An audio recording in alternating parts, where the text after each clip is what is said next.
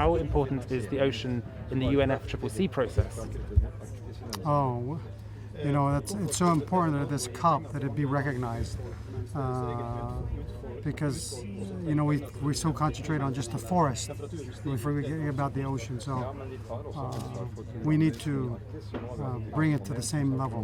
And how is that conversation going, do you think? I think we're making progress, and we need to push more. What progress do you hope to make between now and the conference in your country in the new year?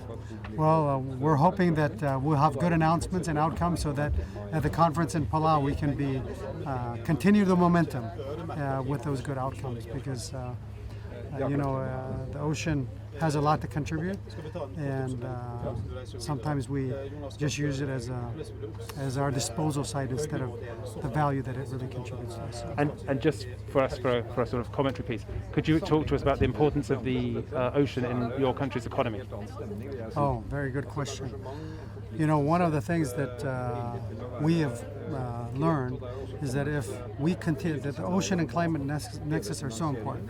If we continue on the current path, 40% of the fish that are in our waters now will leave. We've also learned that some of our most important tourism attraction sites, which are so important to our economy, in the last two major droughts that we've had in the past decade, we've lost our jellyfish, which are stingless, that people come to visit and swim with. We lost them for a period of 3 years, both times. And as that frequency arises, it creates problems in our tourism, because the tourists want to come and see them, and when they don't have them, they don't come.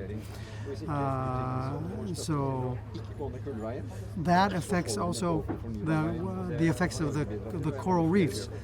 We've seen coral bleaching, and when you lose corals, it affects the fish population, but it also affects tourism.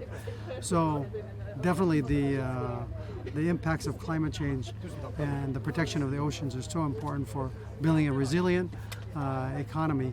One of the things that we have learned is that we have strains of coral in Palau that are resistant to heat and ocean acidification in small pockets.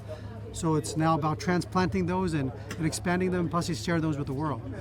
So, but so important for our economy. On this panel, your co-chair as a leader.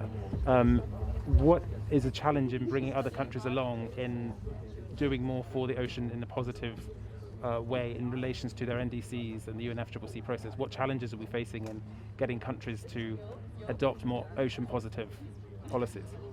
Well, I think the challenge that people see is that they're concerned that if we jump on board, it's going to reduce how we use our oceans, or it's going to impact our own pocketbooks.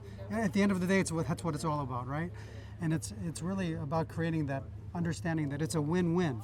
The spillover effects of conservation practices, the benefits that the ocean provides in reducing our carbon, those are so important. So we have to, help people understand that based on science, show them those positive impacts, so that what they do, what they contribute to in terms of conservation and those efforts to protect our oceans, they can see the results, and hopefully we can all win together, because that's what it is about, winning together.